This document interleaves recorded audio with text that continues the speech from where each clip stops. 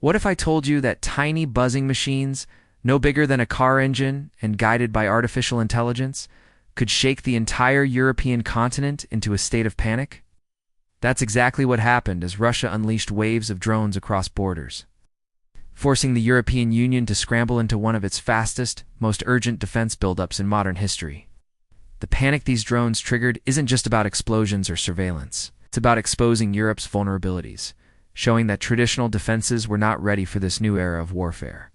And the EU's response, which we'll break down today, is nothing short of a complete redesign of Europe's shield against the threats of tomorrow. Hello everyone, and welcome back to the channel. Today we going deep inside the story of how Russian drones sparked panic across Europe and how the EU has rushed to put together an emergency defense response. To explain it clearly, we going to treat this response like a high-tech machine, reviewing it the same way we would a cutting-edge products, starting with the exterior, moving to the interior, analyzing performance, safety features, unique selling points, price, and finally the big conclusion about what this all means for the future of Europe and the world. By the end, you'll see why these drones forced the EU to rethink its entire defense architecture almost overnight. From the outside, the exterior of Europe's defense response looks like something the world hasn't seen since the Cold War. It's a collection of military systems stretched across borders, surface-to-air missile batteries deployed in Poland, radar networks expanded across the Baltics, and joint EU task forces stationed closer to potential hotspots. Countries like Germany and France have pushed forward advanced air defense systems, such as the IRIS-T and SAMP-T, creating a protective dome that simply wasn't there before. NATO aircraft patrolled the skies at record frequency, and new no-fly zones over critical infrastructure have been mapped out. To anyone looking at the exterior, Europe is now covered in a visible shield and interconnected wall of weapons, radars and surveillance systems designed to block out the drones that once slipped through unnoticed. This is the exterior, bold, visible, and meant to reassure populations while sending a strong message to Moscow. Inside the system, the interior is all about coordination. It's the software running beneath the hardware, and it's been Europe's weak point for decades. Each country had its own defense rules, its own radar coverage, and its own slow, grinding bureaucracies. The panic over Russian drones forced a dramatic shift. Now, communication networks are being synchronized, intelligence is shared faster, and command structures are becoming more unified. Joint operations centers have sprung up where multiple nations coordinate responses in real time. The interior is short and simple. Europe is finally starting to act like a single organism rather than a collection of separate states. It's not perfect, but for the first time in decades, interior coordination is no longer just a concept a functioning part of Europe's emergency response. When it comes to performance, this is where the system is being tested in real life. Russian drones, cheap, fast, and often swarming in groups, posed a nightmare scenario for traditional defenses. Old anti-aircraft missiles just weren't built for such small, low-flying targets, and Russia exploited that gap. The EU's performance upgrade has been to deploy layered defenses. This means not relying on one weapon but on multiple overlapping systems. Radar that detects drones at long-range, jammers that disrupt their signals, rapid-fire anti-aircraft guns that knock them out at close range, and missile systems that can intercept the more advanced models. Countries are even experimenting with laser weapons and electromagnetic pulses, aiming to shoot drones down for pennies instead of millions of dollars. The performance of these systems is being proven on the fly, in drills and in real encounters along Europe's eastern border. What's shocking is how fast Europe has gone from being largely unprepared to demonstrating a defense model that even the United States is watching very closely. Now, safety features are the next layer of this review, and they matter just as much. For the EU, safety isn't only about soldiers and hardware, it's about protecting cities, power plants, and the daily lives of civilians. Russia's drone strikes targeted energy grids in Ukraine, and Europeans realized the very same thing could happen to them.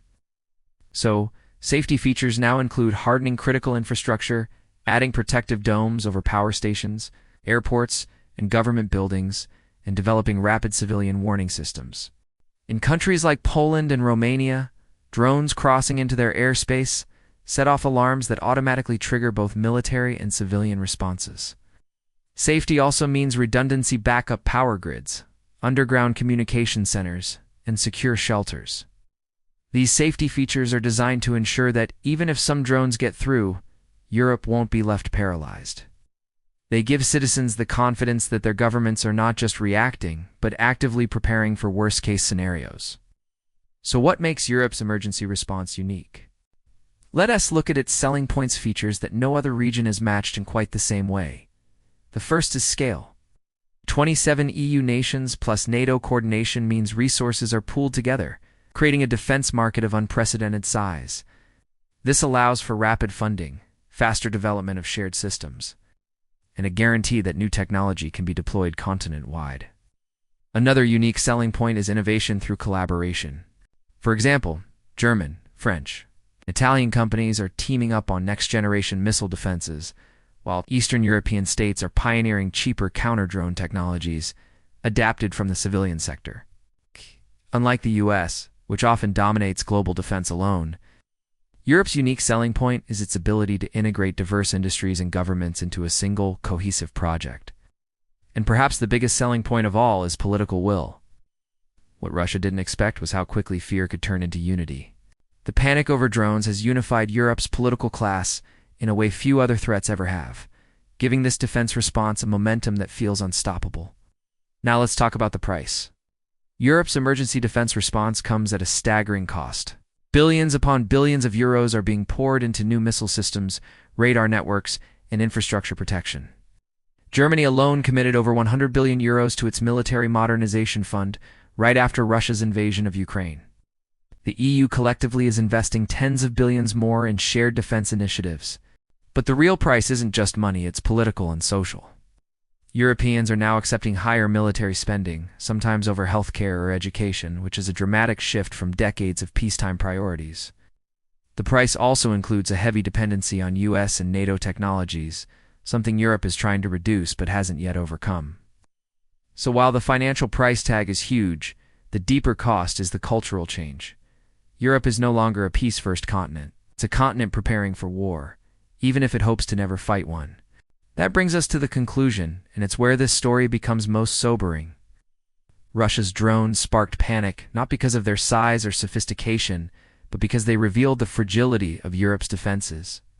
They showed how a cheap, mass-produced weapon could force a wealthy, powerful union to rearm at lightning speed.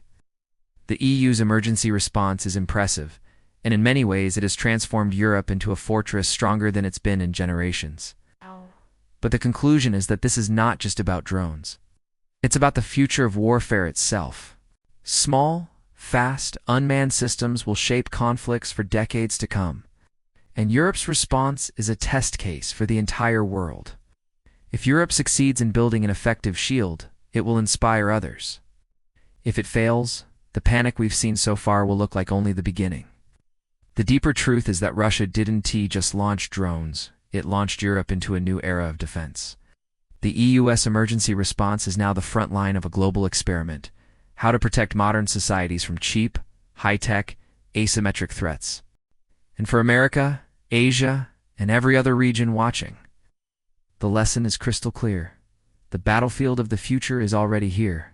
Thanks for watching. If you found this breakdown interesting, please hit that like button and subscribe for more deep dives into the events shaping our world. See you next time.